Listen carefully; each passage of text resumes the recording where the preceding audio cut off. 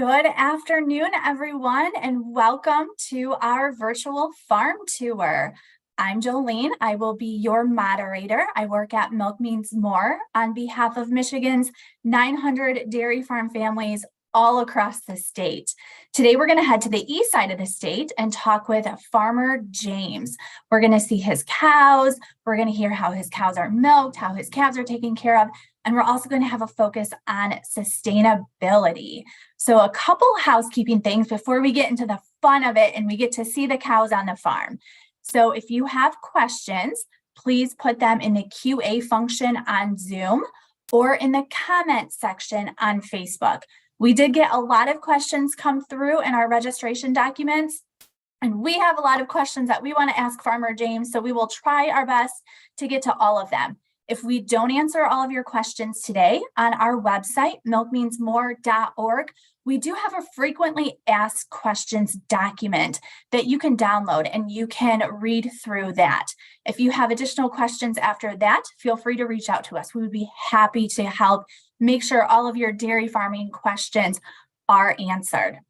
We also have a scavenger hunt today. So if you're following along with that scavenger hunt, make sure to look for the things that Farmer James talks about on his farm.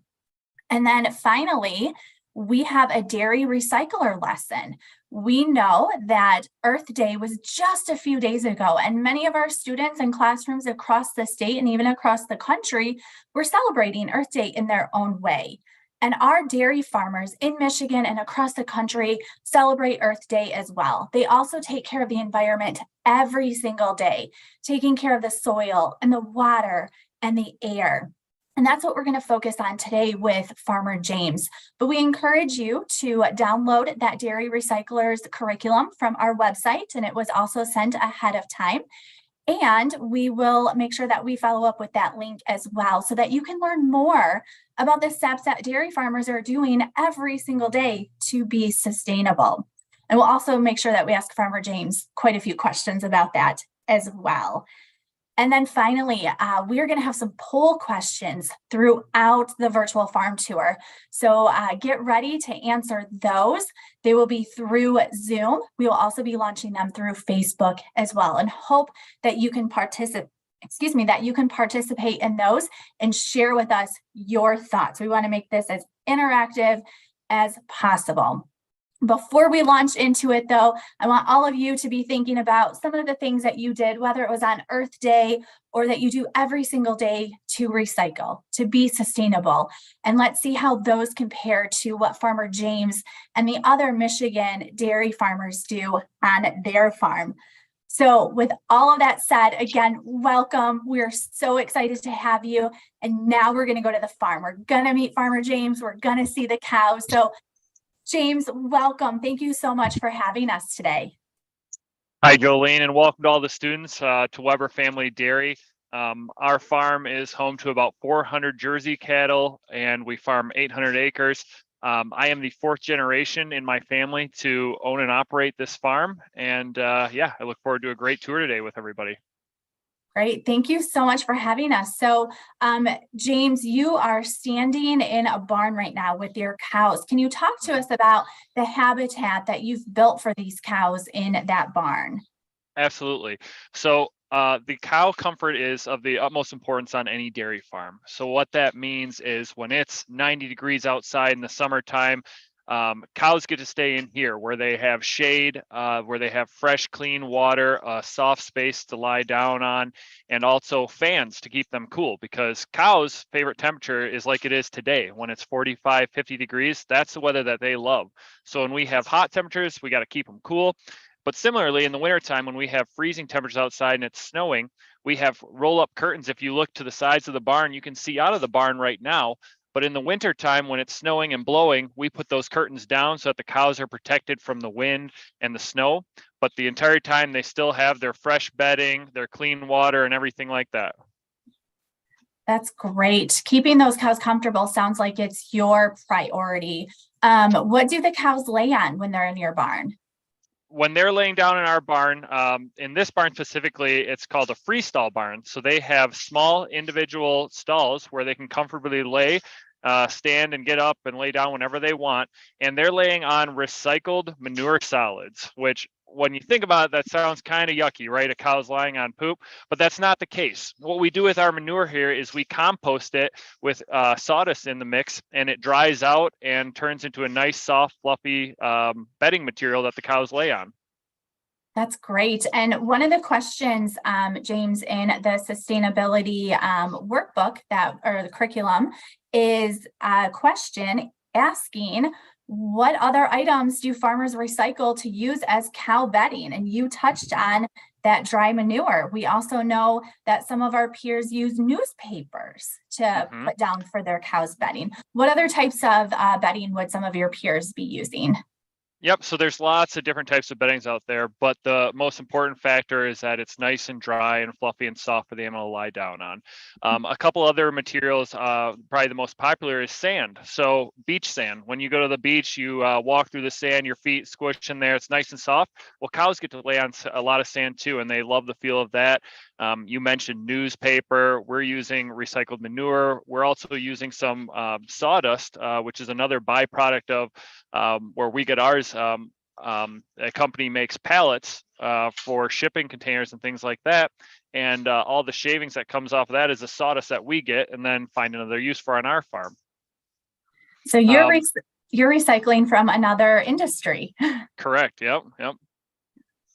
James, how long does it take for you to dry down that manure to make it ready for you to use in that bedding?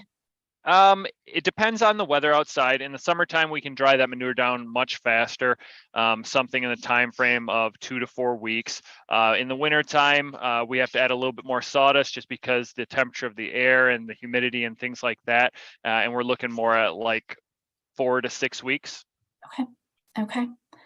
So there's a lot of processes and steps that goes into that to get it Absolutely. ready for your cows. Yep. A lot of planning and preparing for it. Okay. All right. So we do have our first poll question that we want to launch before we start talking about another fun topic, which is what do cows eat? But let's go ahead and launch our poll question. True or false? A cow has 4 stomachs. So we're going to give our classrooms a little bit of time to make sure they get their answers in.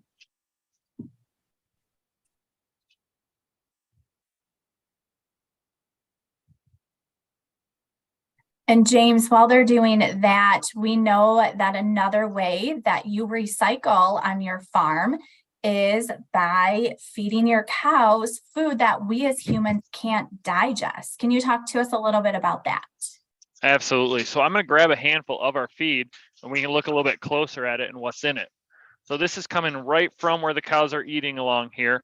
And we have a bunch of different materials in here. The main components in here are corn silage, which is a corn plant chopped up into small pieces. We also have a plant called triticale, which is kind of like wheat. Some of these like longer stems and stuff like that, really good roughage for the cow's stomach and things like that. But in terms of recycling materials and using those byproducts that we as humans can't use, in this diet, there's something called distiller's grains. So when ethanol is made, which is a byproduct or which is a product of corn, they end up with the grain that's left over, and that's called distiller's grain. So that would just end up in a landfill or something, but instead we can take it and feed it to our cows.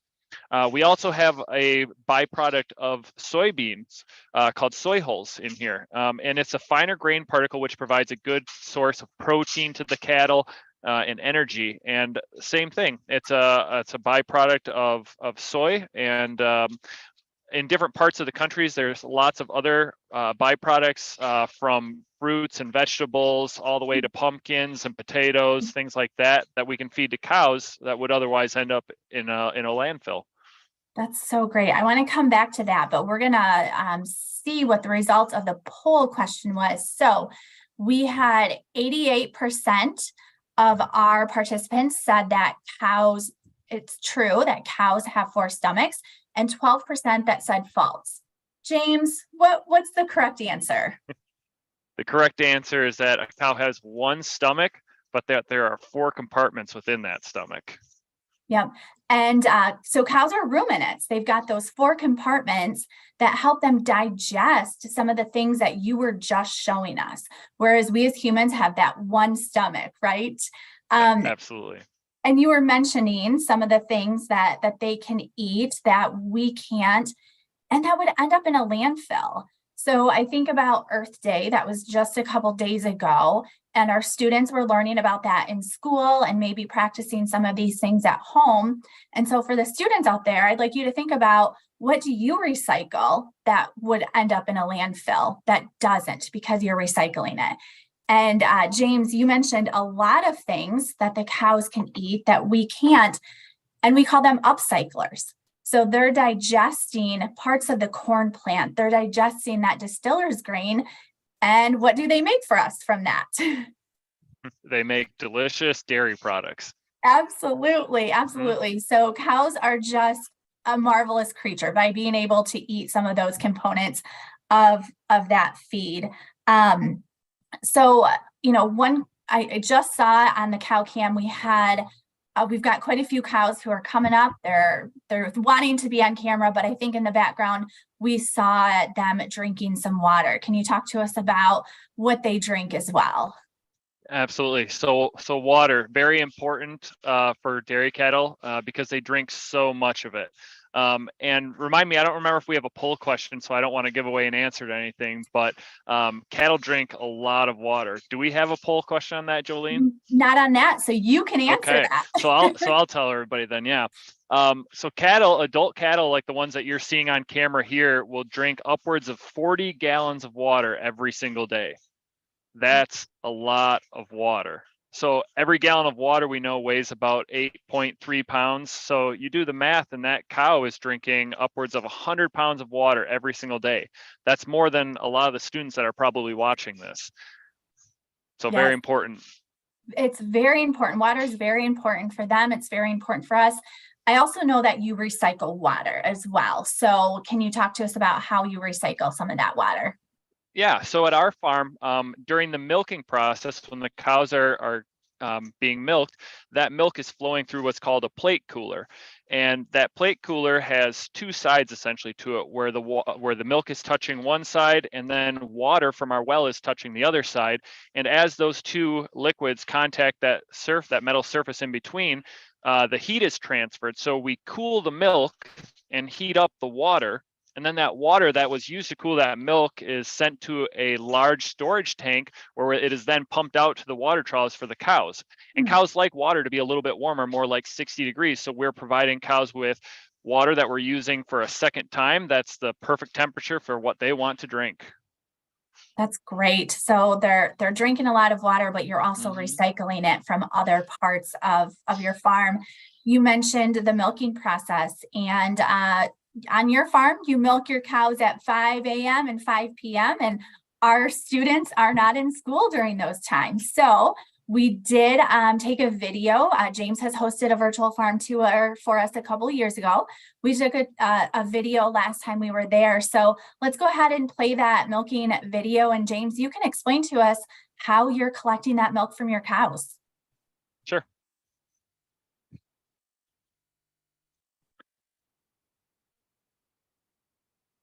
So in this video, we're in our milking parlor, and you'll see these cows coming in one at a time.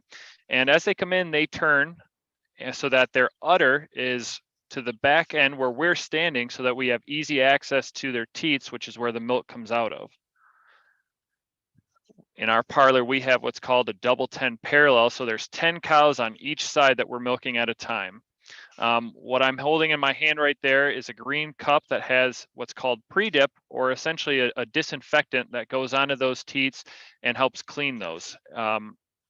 The cows live out here, and we talked about what they live on. So their teats get a little bit dirty throughout the day, so we want to clean those off properly. Right now, I'm stripping a little bit of milk out of each teat, and that helps prep the cow, get ready to let her milk down so that it flows nice and easy. And I'm also checking for any abnormalities in that milk. We want to make sure every single day, every time we milk a cow, that she is producing high quality, healthy milk. After that, we're coming in with an individual towel for every single cow, where we wipe off and do the final clean for those teats. And then the final step for each cow is applying the milking unit. And this milking unit has a light amount of suction and a pulsation factor that helps to stimulate milk flow and get that cow completely milked out in about 8 minutes. So for her entire day at this farm, she's getting milked twice a day, and that's taking about 15 minutes of her day each day just for the milking. At the end of milking, when that machine automatically comes off, I have that orange dip cup in my hand, and that's what's called a post dip. And that has just another disinfectant and also basically like lotion that you would put on your hands to help keep those teats and the skin on those teats soft and healthy. Great. Thank you for sharing that with us, James. So you mentioned that your cows are milked for about 16 minutes every single day. What do they do with the rest of their time? The rest of their time is spent eating, sleeping, playing with their friends, and lying down, whatever they want to do. They're in these pens where they have access to everything and they can do whatever they want. Great. We did have quite a few questions come in the pre-survey with some of our students who have seen pictures of cows. Maybe they've participated in other virtual farm tours. They want to know, what are the yellow things in their ears? Yeah, the ear tags.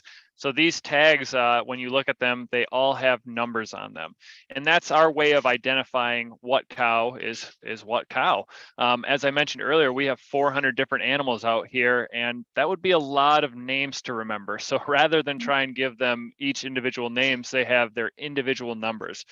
So we take those numbers and then we have them in a computer system so that we have an entire lifetime of records on each individual animal. So we know exactly what's going on with her and we can provide her with the best care.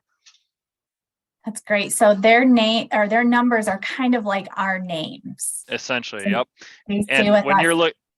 And when you're looking at the cows out here, you'll see some with different colors. If you look around, there might be an orange or a green tag, and that's just because sometimes the tags fall out.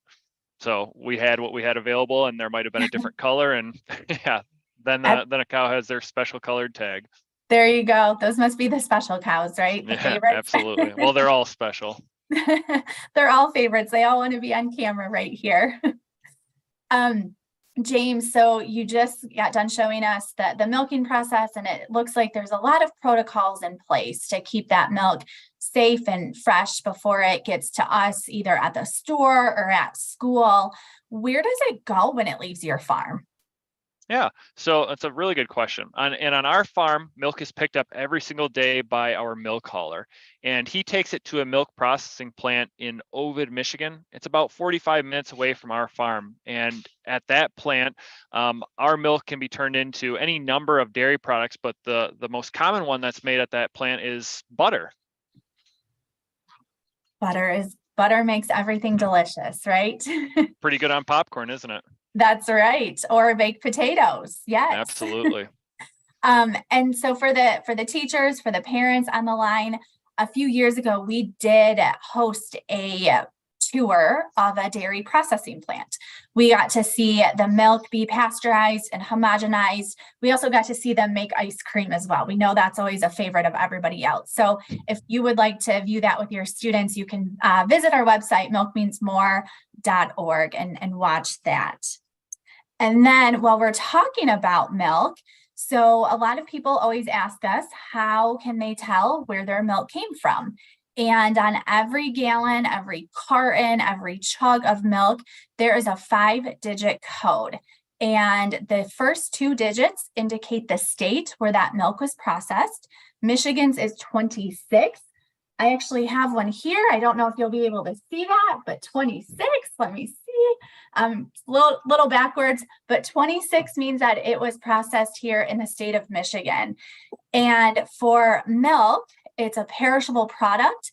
Once it leaves farms like James and our other dairy farmers, it takes about 48 hours to get to the store or to your school. So it's a super fast product to get to you. So while we're talking about the milk, we are going to launch our next poll question. So how much milk does an average cow give?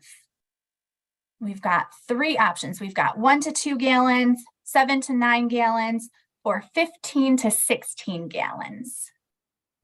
And that's how much does she give each day?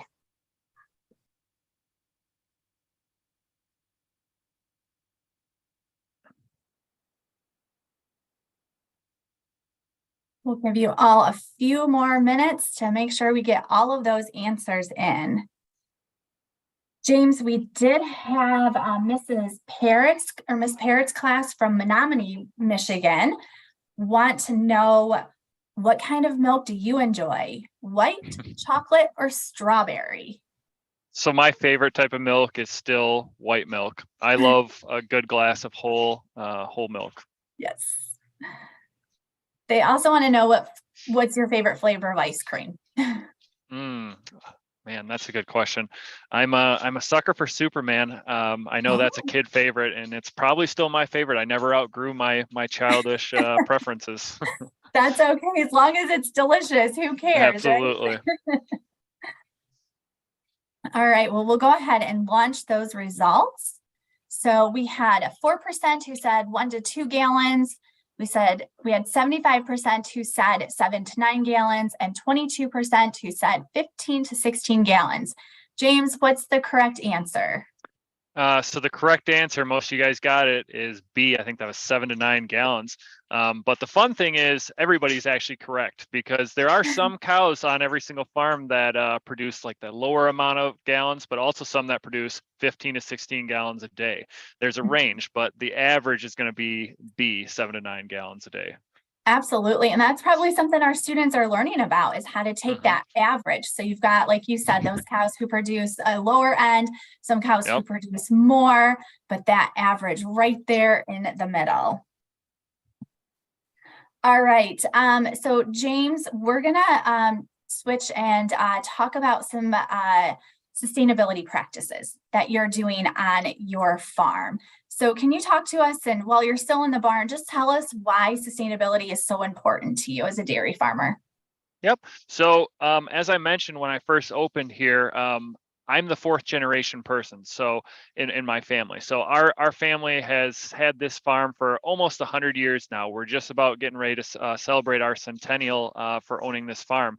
So sustainability is so important because, you know, someday my child or my grandchildren might own this farm as well. So it's a very important factor for every day to keep that in mind, and to make sure that the decisions that we make here and the management practices that we do positively influence the future, so that the next generation can take over. And and some of the practices that we do on this farm, it's of the utmost importance that we take care of our soil. We're going to be talking a little bit later about that. You know, conserving energy, not overusing when we don't need to, and just being a good steward to the environment and the cows that you see around us. Yeah, absolutely. James, before we have you leave the barn, though, it looks like we've got on our cow cam number 423. And I believe she made an appearance during your last virtual farm tour a couple years ago. Do you want to tell us about her? Yeah, so I think she was a little bit smaller the last time everybody saw her. But yeah, we have a bunch of cows who calve on our farm every single year. We'll talk a little bit more about that as well. But on our last tour, she was a baby. And she's just showing up today as a full-grown milking cow. 2 years later, she's in the milking herd doing exactly what we want her to do. And we had a side by side of her right now eating with her as a calf in her calf hut. So that's fun to see how those calves have progressed and now are an important part of your farm. Absolutely. Yeah. It's years of work going into one animal, and it's really rewarding as a farmer to see calves and cows that we've had for years and years and years stay happy and healthy here. Absolutely. It's your priority. Absolutely. James, we're gonna have you head on out of the barn now. I know it's a little chilly. We're hoping it'd be warmer, but as you go, can you point out some of the sustainability components on your farm and what those? Yeah, so as we're walking out here, you can see right ahead on this barn, the entire side of the barn is covered with solar panels. So that was an initiative that we took back in 2015 when we built this farm. And we did that because we wanted to make an investment into sustainability, into being a little bit more energy efficient. And that was one investment that we made. And can you tell us a little bit more about how those work? Yep. So when it's sunny outside, they're going to produce electricity, and they're producing about enough electricity to provide half of our power needs throughout the year. So we are saving money on our energy, and during times of the year where we're not using very much, it can actually go back onto the grid and power people's homes or whatever our power company wants it to do. Oh, that's great. So you're also helping people in your community as well. Yep. So for the students online, James has mentioned a couple of the ways that he's recycling. So he's recycling water, he's got the solar panels. The teachers, if you could just put in the comments ways that your students are recycling, we would love to hear more about what you are doing as well. James, what are some of the other ways that you are practicing sustainability on your farm? So one of the other things that we do quite heavily on our farm is we do a lot of cover cropping. And what that entails is having different species of plants that we are trying to grow that are not meant for a cash crop. So a cash crop is what we primarily grow. You'll see it out as corn or soybeans or things of that nature. And that spends the entire summertime growing and then being harvested. But we still have another 6 months of the year where that ground's not going to do anything. So what we'll do, sorry, a bug flew into my face. And what we'll do after we harvest that crop is we'll go out and plant another crop and a couple more bugs. And that crop that we plant isn't necessarily going to be harvested, but what it's going to do is it's going to protect a lot of our natural resources. So it's going to go on the soil. Protect our soil from any erosion from water or wind. It's also going to do a process of putting carbon back into our soil, which is one thing that helps fight climate change. And any water that goes or that rain comes in the form of rain or snow, it's going to be filtered out by our soil and by those roots from those plants. That's great. So you're putting all of those nutrients back into the ground, and then also in the wintertime, it can get pretty windy, right? So you're helping helping hold that soil in place. What types of cover crops are you planting? So we do a lot of grasses out here. Primarily, triticale is one of our options. We use a lot of cereal rye. We've used different plants like hairy vetch, crimson clover, some different legumes like white clover, and yeah, we're always willing to try something different and see if something else will work better and do more of what we want. And a lot of the times we'll take multiple seeds and from different types of crops and mix them together and create what's called a blend, so that you get the benefits of many different types of plants all in one field. Oh, that's interesting. We did have a question come in from Miss Barnes' class that's kind of along those same lines, James. They're from Alabama and they want to know, what do you consider regenerative agriculture? Yeah, that's another really good question. Regenerative ag is a very popular topic right now, and to me, what regenerative ag is it's kind of a holistic look or a fully encompassing look at how we can build our soils, our air, our water, pretty much everything. How can we make sure that is maintaining proper health in each category? A lot of the times it's restoring soils or something back to their previous form before it was altered in a negative way. But it's essentially just, it's pretty well aligned with sustainability and just, creating healthy soils, water, air quality, everything. Yeah, that's awesome. Thank you for that really good description. Like you said, it's the holistic approach of just keeping and taking care of the land and the resources that you have on your farm. On our cow cam, we're actually showing one of your fields, and then we see a wooded area behind that. Can you talk to us about that as well? Yeah. So on our farm, I mentioned earlier that we farm about 800 acres, and we also have about 80 acres of woodland out there. So that's just natural habitat that we've left for any of the woodland creatures that you'll see: raccoons, possum, deer, everything that's native to Michigan. And that's just part of our plan of, we don't want to clear all of the forests that on the land that we own. We want to be able to maintain some of what was here before we came. Absolutely. Keeping it in the best care that we can and making it better when we return it to our children, right? Yep, Yeah. absolutely. I know we are headed to see the calves. That's always a popular area. Those calves are always fun. Like you said earlier, they are the future of your farm. So can you talk to us about the calves on your farm? Yeah, so we are over in the calving area, and hopefully in 2 years we can show some of these calves as adult cattle. Now, if you'll look out here, you'll see that some of them are in their pretty little pink coats, and that's because it is a little bit chilly out here still. And we mentioned earlier that the adult cows like this colder weather, but the calves, their favorite temperature is around 80 degrees. So it's still a little bit chilly for them. So when there's newborns like this calf is 2 days old. So we want to make sure that she stays warm. So she gets a little coat until it's going to warm up a little bit.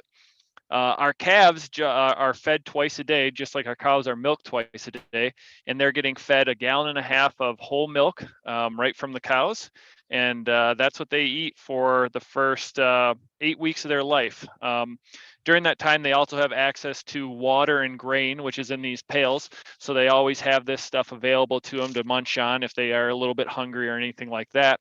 And then at 8 weeks, we start to pull them off of the milk, and then they switch and transition onto a fully solid feed diet where they're eating that grain and some hay. And then from the time that they're in the hutches until the time that we'll see them in the barn as a milking cow, how long did you say that was, James? That's just under 2 years. Okay. Okay.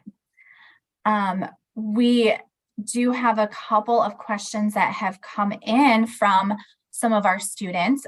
Someone would like to know, how old is your oldest cow? And then how young is your youngest? Yep. So you are looking at the youngest one right here. She is 2 days old. The oldest cow, I even know her number still. It's 809. And I think I don't know her exact age, but I think she is just shy of 11 years old right now. Wow, that's great. Yep. We do have somebody who is asking, how old were you when you first milked a cow? I don't remember. I'm gonna guess I was probably around 7 or 8 when my mom or dad probably took me in with them and just let me try it out. But I didn't start milking cows like as my little side job or anything. I think I was 13 when I started milking cows for my parents. Okay. Okay. We That's a do have, long time ago now. yeah. And it's something that has just stuck with you and been in your blood, right? Yep. There's been a lot of cows milked. Couple questions that always come through is, how old are the calves when they start walking on their own? So some of the really aggressive calves will start walking about 15 minutes after they're born. Oh, wow. Yeah, it's pretty quick. Sometimes it takes I would say an average of like an hour. But yeah, they jump up pretty quick. They're kind of like deer, and they kind of look like deer a little bit too, don't they? They do. They're adorable. We do have some folks who are popping in and telling us how they are recycling, which is great. So keep sharing that. We've got some people who have said that they recycle their paper, they recycle their milk cartons and gallon jugs. So that's great to hear. James, in the pre-survey, we did have Miss Morocco's class from Willowick, Ohio, ask, what's your favorite part of your job? That's a really good question. I think my favorite part of my job is that I get to work with my family members. So my mom and my dad are out here and active on the farm still. And I really enjoy that aspect of being around my family. But I also really enjoy working with cows. It's something that I've been doing my whole life, and the animals, the dairy cattle, are just probably one of my favorite animals. That's awesome. And then on the other end of that, Miss Burgess from Croydon, Pennsylvania, her class asked, what is the hardest part of being a dairy farmer? The hardest part of being a dairy farmer. Well, in Michigan, it gets pretty cold in the wintertime, and I really don't like cold weather. So for me, really early mornings in the wintertime when I have to get up and it's snowing and I don't want to go outside. That's probably the hardest part for me. Our students would probably say that as well. Yep.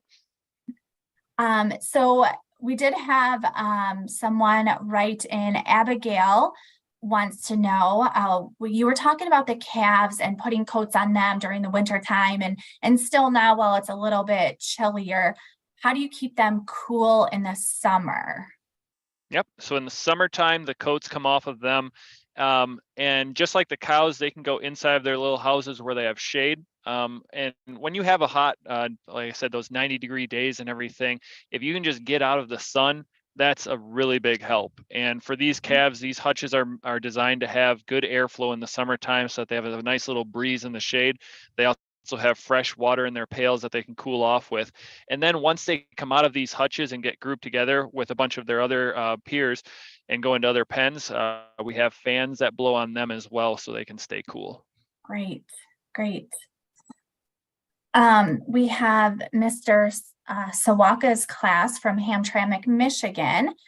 They want to know, how can people support dairy farmers? Oh, well, that's a nice question I like to hear. How to support dairy farmers? Drink lots of milk, eat your favorite dairy product, participate in fairs and 4-H, things like that. And yeah, asking questions and learning is a really good way to participate and to help dairy farms as well. There a lot of the times people don't really know what actually happens on a dairy farm, and sometimes that misinformation is a bad thing. So what you guys are doing, where you're learning about this farm and what actually happens, is also really helpful. That's awesome. That's a great answer. The other thing is, we're thinking about our students who are on the line, and if they're thinking about future careers, there's always work to be done on dairy farms or to become a dairy farmer. Or James, who are some of the other experts that you work with who help you take care of your cows that these students might be interested in becoming when they get older? Yeah, the supporting staff of a dairy farm, all the people who help with inputs and things like that. Like on our farm, we employ a veterinarian, and she comes out once a month, and we walk. A love little calf. And with our veterinarian, we walk all over the farm and make sure that if there's anything that I'm missing or the employees are missing, that she can probably catch with her eye. And she deals more with the health of the animals, just in general, things we're doing in that nature. We also have a nutritionist who comes out here probably every other week, is about her average, where we'll go and look at specifically the food. What are these cows eating? What can we do better for them? And things like that. So we have our vet, our nutritionist. We also have a bunch of different consultants who come out for specific areas of the farm, whether it's providing different products and resources that we need on the farms to, again, keep the cows happy and healthy. A lot of different roles. And what about like your milk truck drivers and electricians and plumbers? Those are important folks that you work with Yeah, as well, right? that's a very good point. Yep. Our milk truck drivers here every single day. We typically don't have to have electricians out here. We did when we were building all these barns and everything, but for the most part, it's taking care of the animals. But switching, we can talk about the fields where we're doing different farming and things. We also have representatives who come and sell us different seeds for feeding or not for feeding, for growing plants and things of that nature. We have consultants who will take soil samples and tell us what nutrients are either missing or that we might have too much of, or what can we do to make sure that that plant, just like our cows, are happy, healthy, and growing. There's a lot of moving parts on your farm, it sounds like. Absolutely. A lot of stuff happens. Yes. So we have one final poll question. We have talked a lot about the care that goes into these cows that James and his peers all across the country do every single day to give us dairy foods. And so our last poll, what is your favorite dairy food? And we know there's so many dairy foods out there that you can enjoy, but we stuck with the ones that you can find in your school cafeteria. So we'd love to know, what is your favorite dairy food? Is it milk, which could also include chocolate milk or strawberry? Is it yogurt, or is it cheese? And we'll give you a couple minutes to complete that poll. While you're doing that, we want to make sure to talk about the dairy foods that our farmers provide. Every single day, we need to make sure that we're eating 3 servings of dairy foods so that we get the calcium and the protein and all of the other 13 essential nutrients that they provide to our bodies. As students, they're going to help keep you full so you can do your best in your schoolwork and your extracurricular activities, whether that's drama club or sports, or hanging out with your friends. It's also going to make sure that you grow those strong bones and strong teeth. And someone who is very important in helping to make sure that you get that food at your school cafeteria are the school nutrition experts. So every day they're getting your school breakfast, your school lunches ready for you. Everybody who's working in that cafeteria plays such an important role. And so we're going to celebrate them on May 5th. That is School Nutrition Heroes Day. So let's make sure that we give them a huge round of applause. They're taking the milk and the cheese that Farmer James is providing for us, and they're getting that on your school plate. So huge thank you to those folks who work very hard with that.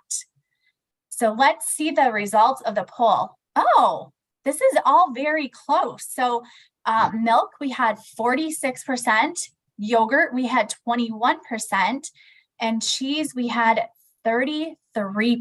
So that was very close. James, I know we asked you your favorite flavor of milk and of ice cream. What was your answer for that last poll? My answer for that poll would have had to have been milk. My favorite dairy product is actually cottage cheese, but I would have had to put milk on there. That's probably my second favorite. Awesome. See, there's so many. We couldn't narrow it down to just 3. So many good dairy foods that come from farms like James all across the state, all across our country. So we are winding down our virtual farm tour.